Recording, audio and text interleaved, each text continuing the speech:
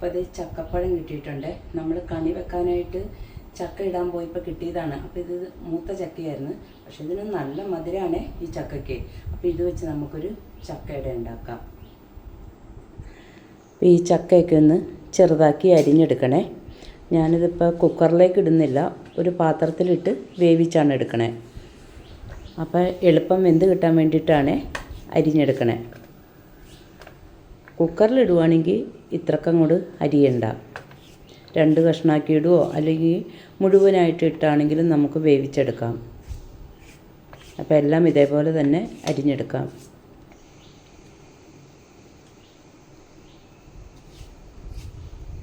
അപ്പോൾ ഞാനിവിടെ തീരെ കുറച്ചാണ് ഉണ്ടാക്കുന്നുള്ളൂ. എന്താണെന്ന് വെച്ചാൽ ഇതിന് ചക്കപ്പഴത്തിന് നല്ല മധുരമാണ്. അപ്പോൾ ഈ ചക്ക നമ്മൾ ബഡ് ചെയ്ത തൈ മേടിച്ച് നട്ടതാണ്. അപ്പോൾ ഇത് ശരിക്കും മൂത്തിട്ടില്ല.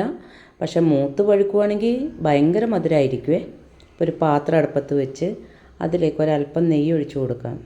അപ്പം നെയ്യ് കട്ടയായിട്ടിരിക്കുവാണ്. അപ്പോൾ ഞാനത് അടപ്പിൻ്റെ അരികിൽ തന്നെ വെച്ച് ആ ചൂട് കിട്ടി ഒന്ന് ഉരുകി കിട്ടുമല്ലോ. അപ്പോൾ ദേ ഒരല്പം തേങ്ങ കൊത്തെടുത്തിട്ടുണ്ട്. 2 പൂള് തേങ്ങ അരിഞ്ഞെടുത്തതാണ്. അപ്പോൾ അതൊന്ന് വറുത്തെടുക്കാം. അപ്പോൾ ഈ തേങ്ങാക്കൊത്ത് നെയ്യിൽ വറുത്തിടുമ്പം നമ്മൾ ചക്കയപ്പം കഴിക്കുമ്പം നല്ലൊരു ടേസ്റ്റായിരിക്കും ഈ തേങ്ങയിൽ കടിക്കുമ്പോൾ.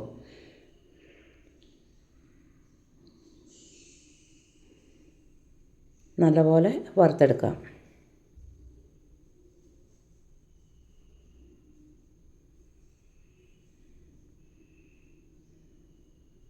ഇപ്പോൾ ഇടയ്ക്കിടയ്ക്കൊന്ന് ഇളക്കി കൊടുത്താൽ മതിയേ.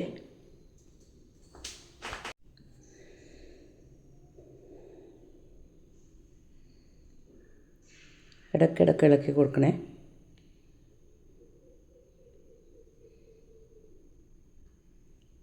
തീരെ അങ്ങോട്ട് പൊടി പോലെ അരിയണ്ട. അപ്പോൾ ഇത് നമ്മുടെ തേങ്ങാക്കൊത്തൊക്കെ മൂത്ത് വന്നിട്ടുണ്ട്. ഇനി നമുക്കിതൊരു പാത്രത്തിലേക്ക് കോരി മാറ്റാം. ഇനിയിപ്പോൾ ഞാൻ ഈ പാത്രത്തിൽ തന്നെ ഇട്ടാണ് ഈ ചക്ക വേവിച്ചെടുക്കുന്നത്, ചക്കപ്പഴം.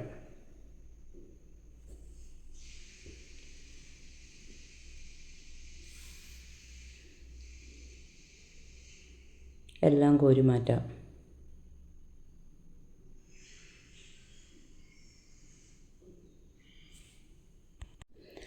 ഇനി നമുക്ക് അരിഞ്ഞു വെച്ചിരിക്കുന്ന ചക്കപ്പഴവും കൂടെ ഇട്ട് കൊടുക്കാം.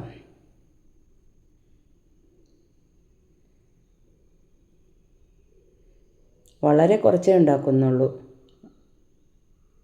ചക്കയപ്പം. എന്താണെന്ന് വെച്ചാൽ ഷുഗറൊക്കെ ഉള്ളത് കൊണ്ടേ പെട്ടെന്ന് അങ്ങോട്ട് ഷുഗർ കൂടും. ഇതിലേക്ക് ഒരല്പം വെള്ളം ഒഴിച്ച് കൊടുക്കണേ, ഈ ചക്ക വേവാൻ ഉള്ള വെള്ളം.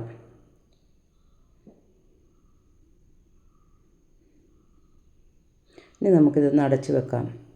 ഒരു തിള വന്നിട്ട് തീയൊന്ന് കുറച്ചിട്ട് കൊടുക്കണേ. അതേ തിളയൊക്കെ വന്നിട്ടുണ്ട്. നമുക്കൊന്ന് ഇളക്കിയിട്ട് കൊടുക്കാം. എന്നിട്ട് ഇതേ കയ്യിൽ വെച്ച് ഇങ്ങനെ പതുക്കെ ഒന്ന് അമർത്തി കൊടുത്താൽ മതിയേ. അപ്പോൾ ചക്കയൊക്കെ പൊടിഞ്ഞ് കിട്ടും.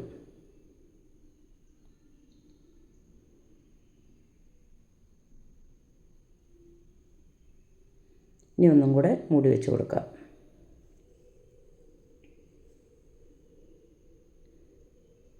അപ്പോൾ അത് ഇടയ്ക്കൊക്കെ ഞാൻ തുറന്ന് നോക്കുന്നുണ്ട്. എന്നിട്ട് പതുക്കെ കയ്യിൽ വെച്ചൊന്ന് അമർത്തി കൊടുക്കുന്നുണ്ട്.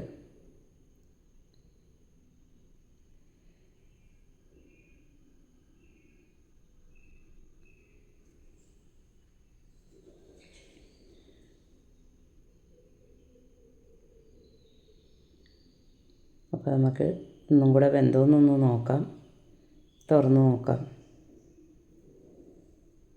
അപ്പോൾ അതേ നല്ലതുപോലെ വെന്തൊക്കെ കിട്ടിയിട്ടുണ്ട്. കണ്ടോ, നല്ലപോലെ വെന്തിട്ടുണ്ട്. കുക്കറിലാകുമ്പോൾ ഒറ്റ അടി അടിച്ചാൽ മതി.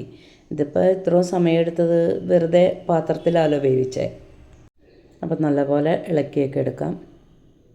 ഇനി ഇതിലേക്ക് ഞാൻ തേങ്ങ ചിരകി വെച്ചിട്ടുണ്ടായിരുന്നേ, അതും കൂടി ഇട്ട് കൊടുക്കാം. ഒരു മുറി തേങ്ങ ചിരകിയതാണ്.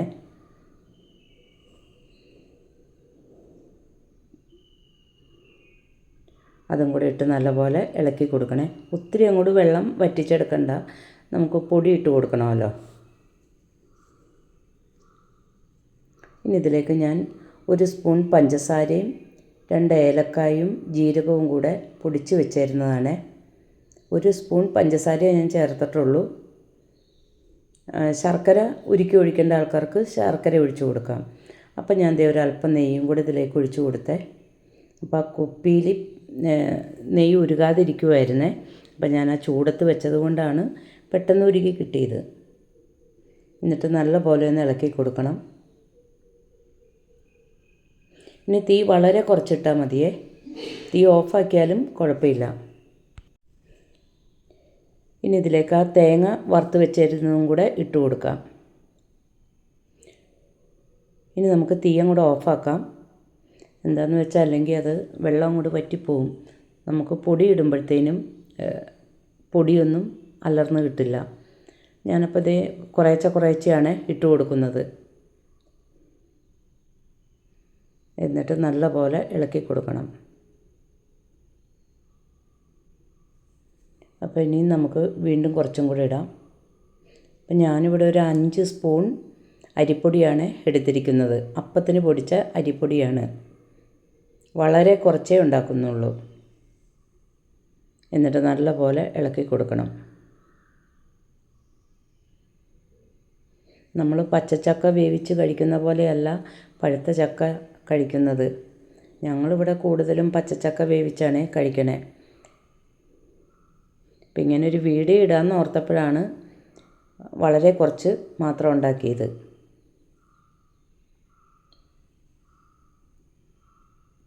നല്ലപോലെ ഇളക്കി കൊടുക്കണേ.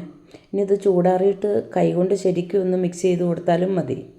ഞാനിപ്പോൾ ഈ കയ്യിൽ വെച്ച് തന്നെയാണ് ഇളക്കി കൊടുക്കണേ.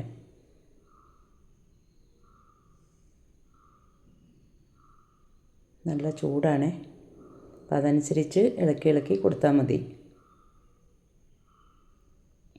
അപ്പം ഞാനിവിടെ വഴനയില എടുത്തിട്ടുണ്ട്. ഇടനയിലെന്നും പറയും, വഴനയിലെന്നൊക്കെ പറയും. അപ്പം അത് ഇങ്ങനെ കുമ്പിൾ പോലെ കുത്തിയിട്ട് ഈർക്കിലിക്കൊന്ന് കുത്തി കൊടുക്കുവാണേ. അപ്പോൾ ഇത്തവണ കിട്ടിയ ഇല ചെറിയ ഇലയാണ്.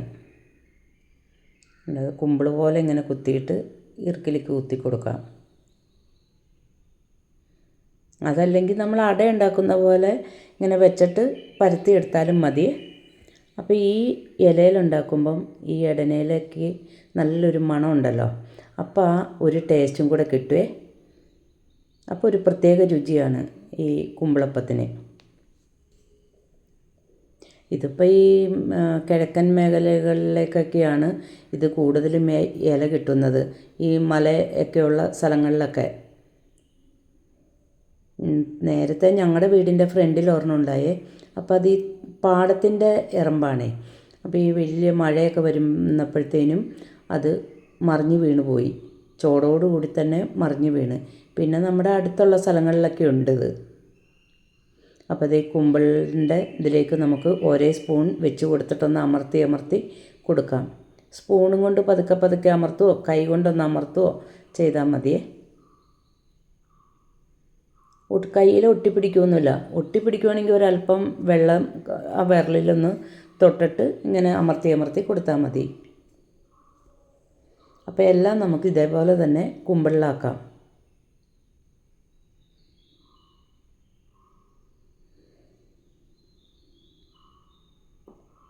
ഒന്നിൽ ഈ സ്പൂണിൻ്റെ ആ കാലും കൊണ്ടൊന്ന് പതുക്കെ ഒന്ന് കുത്തി കൊടുത്താലും മതി. അപ്പോൾ ആ കുമ്പിളിൻ്റെ അകത്തേക്കൊക്കെ എല്ലാം ഇറങ്ങി ചെല്ലുവേ.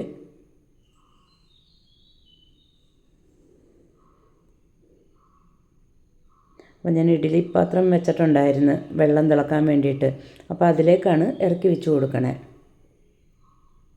ഞാൻ ഇഡ്ഡലിയുടെ താഴത്തെ തട്ടാണ് ഇട്ട് കൊടുത്തിരിക്കുന്നത് ഇഡ്ഡലി ഉണ്ടാക്കുന്നതിൻ്റെ. അപ്പോൾ എല്ലാം നമുക്ക് ഇതേപോലെ തന്നെ കുമ്പിളിലാക്കി വെച്ച് കൊടുക്കാം. ഇതിപ്പോൾ ഒരു പകുതി വേവൊക്കെ ആയിട്ടുണ്ട്. പെട്ടെന്ന് വെന്ത് കിട്ടും ഇത്. നമ്മൾ ചട്ടിയിലൊക്കെ ഇട്ട് ഒത്തിരി നേരം ഇളക്കിയല്ലോ. അപ്പോൾ അതെല്ലാം നമ്മൾ കുമ്പിളിലാക്കിയിട്ടുണ്ട്. ഇനി നമുക്കിത് മൂടി വെച്ച് ഒരു 10 മിനിറ്റ് വേവിക്കാം. പെട്ടെന്ന് തന്നെ വെന്ത് കിട്ടുമേ. നമുക്കൊന്ന് തുറന്ന് നോക്കാം. നല്ല മണമൊക്കെ വരുന്നുണ്ട്. ആ ഇടനയിലയുടെ മണം.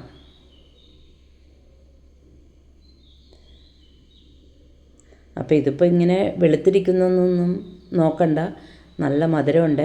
ഈ ചക്കപ്പഴത്തിന് നല്ല മധുരമായിരുന്നു. ഷുഗറൊക്കെ ഉള്ളവർ അധികം ചക്കപ്പഴമൊന്നും തിന്നാതിരിക്കുന്നതാണ് നല്ലത്. ചക്ക വേവിച്ച് കഴിക്കാം നമുക്ക്.